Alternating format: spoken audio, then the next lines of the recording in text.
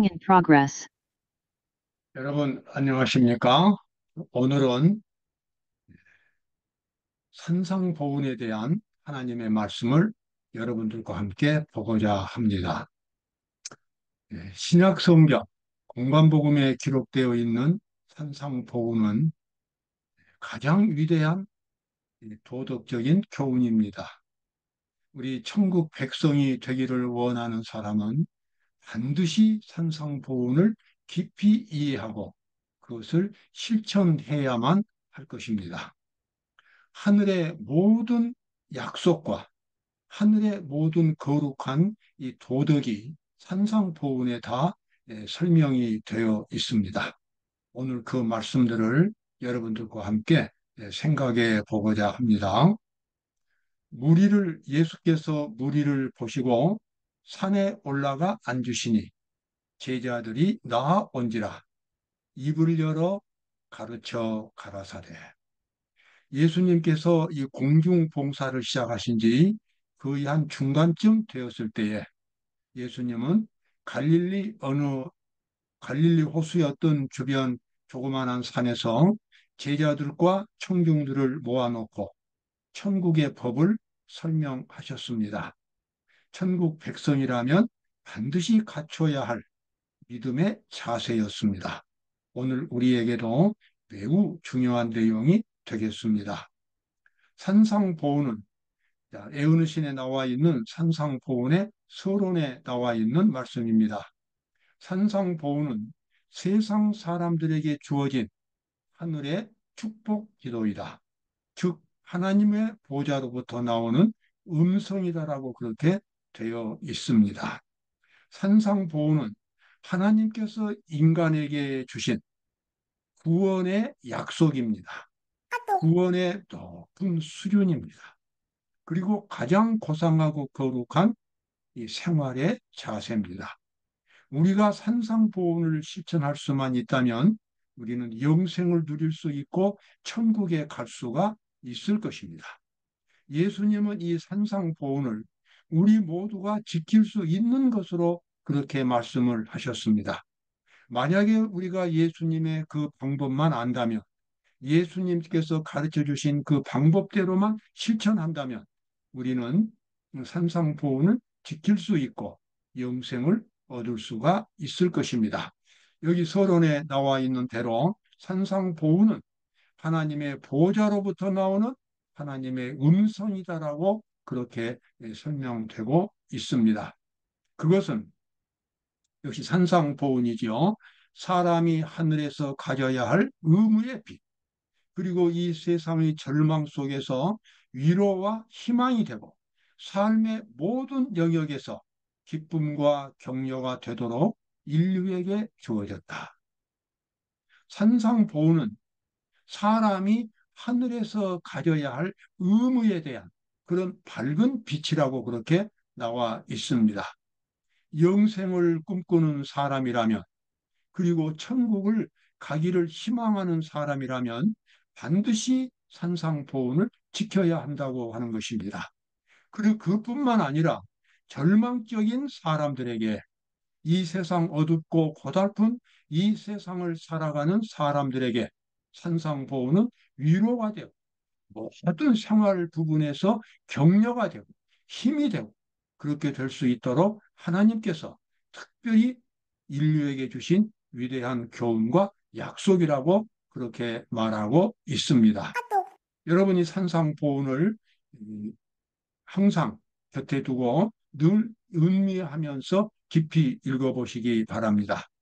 그날 산상보훈을 예수님이 말씀하셨는데 예수님은 마치 그분이 이 지상에 있는 것을 잊은 것처럼, 하늘의 분위기에 젖어 있는 것처럼 하늘의 그 고상하고 거룩한 하나님의 말씀들을, 하나님의 율법을 사람들에게 가르치셨습니다. 여기 교회 증언 5번 253쪽입니다. 그분의 눈은 말로 다 표현할 수 없는 사랑으로 빛났고 그분의 얼굴에 나타난 하늘의 표정은 모든 모든 말씀의 뜻을 분명하게 했습니다. 하늘의 천사들이 그 무리 가운데 있었습니다. 정말 장엄하고 아름다운 모습이었습니다.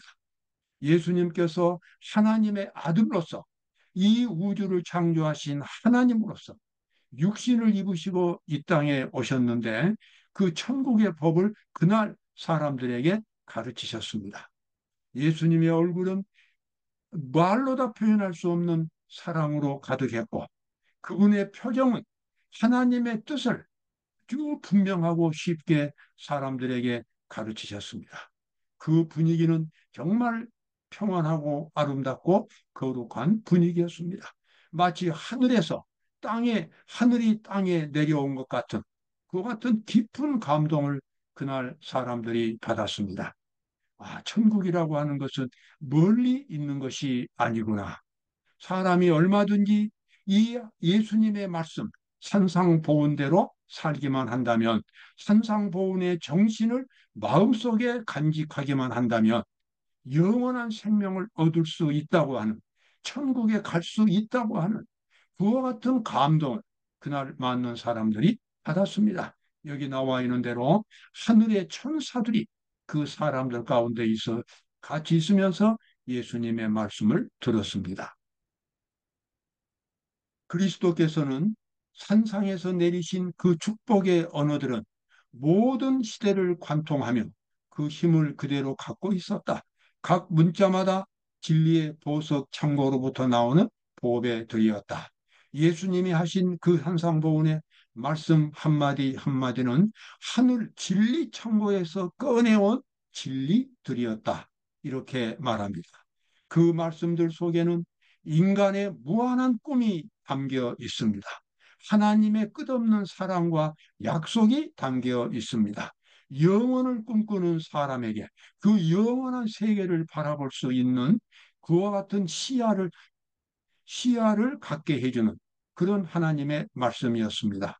산상보훈은 모든 시대를 관통하면서 사람들의 마음속에 깊은 감동을 주는 하늘의 교훈이었습니다. 그것은 진리의 보석 창고로부터 나오는 보배 들이었다. 이렇게 되어 있습니다. 자, 그리스도께서는 그날 천국의 문을 활짝 여셨습니다. 우리 함께 살펴보도록 하겠습니다. 자, 산상보훈을 하시기 전에 예수님은 밤새도록 기도하셨습니다.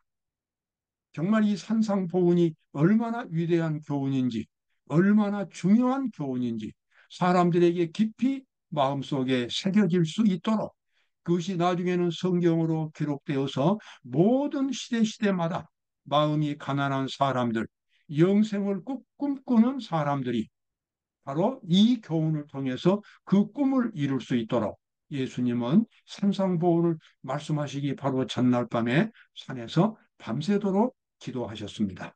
이때 예수께서 기도하시러 산으로 가서 밤이 맞도록 하나님께 기도하시고 밝음에 그 제자들을 부르사 그 중에 12를 택하여 사도라 칭하셨습니다.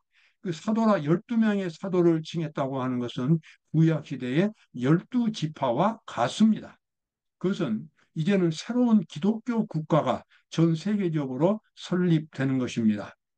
과거에 하나님께서 시내 산에 이스라엘 백성들을 모으시고 12지파의 이스라엘 백성들을 모으시고 그곳에서 율법을 선포하신 것처럼 이제 예수님께서는 이스라엘 백성들의 선민이 이제는 끝났기 때문에 예수님께서는 새로운 그리스도인들로 천국 백성을 삼기 위해서 12사도를 부르시고 그들에게 안수 기도를 하시면서 새로운 시대를 열으셨고 그 새로운 시대에 맞는 위대한 하나님의 교훈이 바로 산상보훈이 되겠습니다. 산상보훈 45쪽에 이런 의미심장한 말씀이 있습니다. 시내 산의 우레와 불꽃 가운데서 율법을 선포하신 분은 그리스도이셨다. 하나님의 영광이 삼키는 불과 같이 산꼭대기에 머물고 주님의 임재에 산이 진동했다. 자, 시내 산에서 이스라엘 백성들에게 율법을 선포하신 분은 예수님이셨습니다. 산상보훈 45쪽에 분명하게 나옵니다. 그 예수님이 이제는 갈릴리 어느 야산에서 사람들에게 하나님의 율법을 가르치고 있습니다. 따라서 구약의 율법과 신약의 율법이 같은 것입니다. 예수님은 시내 산에서 율법을 선포하셨고, 그리고 신약 이제 갈릴리 그 해변에 어느 야산에서 산상보훈을 말씀하셨습니다. 구약의 이스라엘 백성들도 그들이 진정으로 하나님을 바라보게만 했다면 산상보훈에 나와 있는 이 의미들을 그 율법을 통해서 깨달았을 것이고, 그들은 거룩한 하나님의 백성들이 되었을 것입니다. 똑같은 예수님께서 시내산에서는 율법을 선포하셨고, 또 이 갈릴리 해변에서는 이 산상보훈을 선포하셨습니다. 자, 여기 아주 중요한 말씀입니다. 예수님의 사명은 사람들을 신의 성품에 참여하는 자로 만들어 하늘의 율법의 원칙과 조화되게 하는 것이었다. 우리가 죄를 버리고 그리스도를 우리의 구주로 받아들일 때 율법은 높여진다. 여러분, 그렇습니다. 예수님의 사명은 단지 죄인들을 대신해서 죄값을 지불하기 위하여 그 죄값을 십자가에서 지불하신 그것만이 아닙니다. 수많은 사람들이 이 예수님의 복음을 아주 축소시켰습니다. 마치 그들의 죄가 그냥 용서받은 것으로, 그래서 그들이 그냥 천국에 갈 수 있는 것으로 그렇게 생각하지만 절대로 그렇지 않습니다. 예수님의 사명은 예수님을 믿는 사람들을 하나님의 율법과 조화되게 만드셔서, 그래서 율법을 자연스럽게 지킬 수 있도록 만드는 것이 예수님의 사명인 것입니다. 기독교의 복음은 새로운 사람을 만드는 것이지 어떤 죄의 용서에 대한 어떤 객관적인 사실만 가지고 종교가 되는 것은 아닙니다. 다시 한번 강조합니다. 예수님의 복음은 사람을 하나님의 거룩한 율법, 산상보훈의 정신을 갖춘 그런 거룩한 사람으로 만들어 주어서 새로운 사람이 되게 하는 것입니다.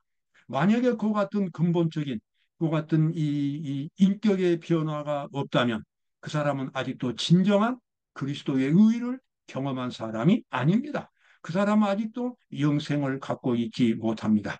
여기 나와 있는 대로 예수님의 사명은 사람들을 신의 성품에 참여하는 자로 만들어서 하늘의 율법의 원칙과 조화되게 하는 것입니다. 우리가 진정으로 우리 자신을 예수님께 맡긴다면 예수님의 모든 말씀을 내 마음의 삶의 중심에 놓는다면 예수님이 바로 이런 놀라운 변화를 우리 속에서 일으키십니다. 그래서 새로운 인격을 갖추게 하고 새로운 정신을 갖도록 만들어 주시는 것입니다.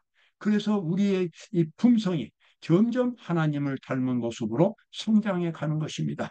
이것이 바로 의이고, 이것을 얻는 방법이 믿음으로 말미암은 의가 되겠습니다. 예수께서는 청중들에게 하나님의 계명을 지키는 것은, 그것은 곧 자신들 속에서 그리스도의 품성을 재현하는 것임을 계속해서 가르치셨습니다. 이 하나님의 율법을 지킨다고 하는 것은 예수님과 같은 품성입니다. 여러분, 품성이라고 하는 것은 정신입니다. 예수님의 정신을 끊임없이 갖는 것이 하나님의 율법을 지키는 것입니다. 문자적으로 지키는 것만으로 그것이 충분하지 않습니다. 우리가 하나님의 율법을 지키려면 반드시 예수님과 같은 정신을 가져야만 되는 것입니다. 예수님은 산상보훈에서 그것을 계속해서 강조하셨습니다. 신앙의 원칙은 하나님의 뜻에 대한 진정한 순종이다. 심령이 가난한 자는 복이 있나니 천국이 저희 것이며, 예수님은 사람들에게 복 있는 사람을 말씀하실 때에 우리 보통 사람들이 추구하는 세속적인 복을 말씀하지 않으셨습니다. 그러한 것들은 영생을 줄 수 없을 뿐만 아니라 진정으로 사람의 마음에 평화를 줄 수가 없습니다. 그것이 없어지면, 그러한 이 세속적인 이 축복이 없어지면 금방 불행해지고 멸망으로 가기 때문에 그렇습니다. 예수님은 시간과 공간을 초월해서 영원히 행복할 수 있는, 영원히 아름답고 강할 수 있는 그러한 사람을 만들어 주는 것이 바로 예수님이 약속하신 축복이었습니다. 그래서 그것을 받아들일 수 있는 마음을 가진 사람, 바로 그 사람이 심령이 가난한 사람이었습니다. 예수님은 그런 사람들에게 복이 있다고 말씀하셨습니다. 마음이 가난한 자들, 온유하고 겸손하며 슬픔에 차 있고 멸시받으며 핍박을 당하는 사람들에게 그분은 두 팔을 벌리고 피난처를 제공하시면서 내게로 오라 내가 너희를 쉬게 하리라고 말씀하십니다. 여러분 그렇습니다. 마음으로 마음속에 진정으로 예수님을 모신 사람이라면 이 세상 어떤 형편 가운데서도 평화를 잃어버리지 않습니다. 자신감이 항상 있는 것입니다. 왜냐하면 전능하신 예수님이 모든 것을 아시는 예수님이 그의 마음을 지켜주기 때문에 그렇습니다. 그의 삶을 지켜주고 그의 발걸음을 지켜주시기 때문에 그렇습니다. 이러한 확신은 인간이 만든 것이 아니라 예수님이 우리에게 주시는 것입니다. 바로 그것은 예수님의 거룩한 약속이 되겠습니다. 자, 이렇게 하나님의 율법을 지키는 사람들, 마음속으로부터 이 어떤 행동으로 나타나기 이전에 그 영혼의 인격의 존재 자체가 하나님의 율법과 일치됨으로써 율법을 지킬 수 있게 된 사람은 세상에서 가장 아름답고 가장 강하고 가장 행복한 사람이 됩니다. 네가 내 하나님 여호와의 말씀을 삼가 듣고 내가 오늘날 네게 명하는 그 모든 명령을 지켜 행하면 내 하나님 여호와께서 너를 세계 모든 민족 위에 뛰어나게 하실 것이라. 아멘. 그렇습니다. 여러분, 인간의 위대함은 인간의 능력으로 달성되지 않습니다. 진정한 인간의 위대함은 하나님이 주시는 것입니다. 우리는 보통 그것을 카리스마라고 말합니다. 하나님이 주실 때에 그것은 영원한 축복이 됩니다. 그 축복은 누구에게 온다고 했습니까? 여기 나와 있는 하나님의 말씀을 진정으로 순종할 수 있을 때, 진정으로 그 말씀을, 하나님의 말씀을 순종하며 사는 사람에게는 이 세상에서 가장 위대한 그러한 인물이 될 수 있는 그러한 길을 준비해 주시겠습니다. 자, 이런 사람들에게 예수님은 놀라운 말씀을 하셨습니다. 너희는 세상의 빛이라. 산 위에 있는 동네가 숨기우지 못할 것이요. 사람이 등불을 켜서 말 아래 두지 아니하고 등경 위에 두나니 이러므로 집안 모든 사람들에게 비치느니라.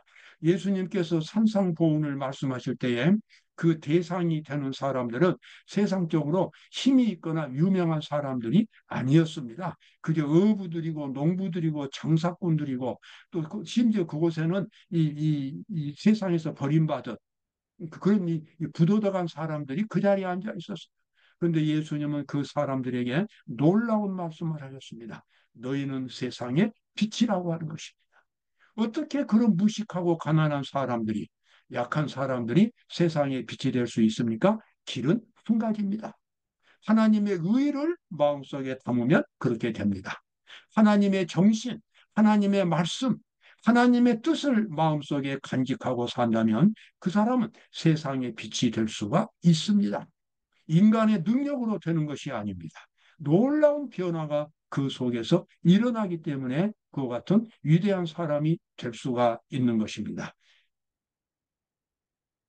그의 열매로 그들을 알지니 가시나무에서 포도를 또한 엉겅퀴에서 무화과를 따겠느냐.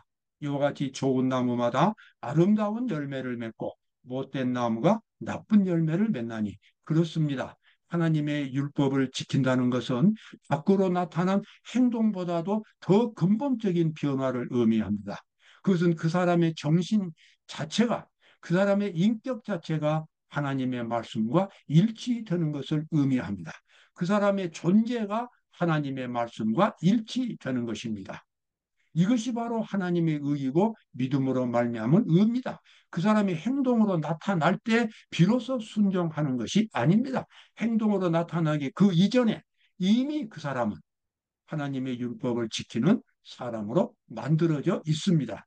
여기 나와 있는 말씀대로 포도나무 또는 이 좋은 나무가 좋은 열매를 맺고 나쁜 열매가 나쁜 나무가 나쁜 열매를 맺는다. 이것은 우리가 어떻게 하나님의 율법을 지킬 수 있는가를 예수님이 가장 쉽게 설명해 주신 말씀입니다. 여러분 그렇습니다. 오늘 우리가 예수님을 우리 마음속에 진정으로 모신다면 하나님의 말씀이 내 삶의 원칙이 되게 한다면 좀 더 구체적으로 예수님이 가르쳐 주신 산상보훈의 정신, 원수를 사랑하고 내 이웃을 내 몸처럼 사랑하고 마음을 다하여 하나님을 사랑하고 요 같은 정신을 그대로 받아들인다면 그 사람은 세상에서 빛이 될 수가 있겠습니다. 여러분과 제가 꼭 그런 사람들이 되기를 바라겠습니다. 감사합니다.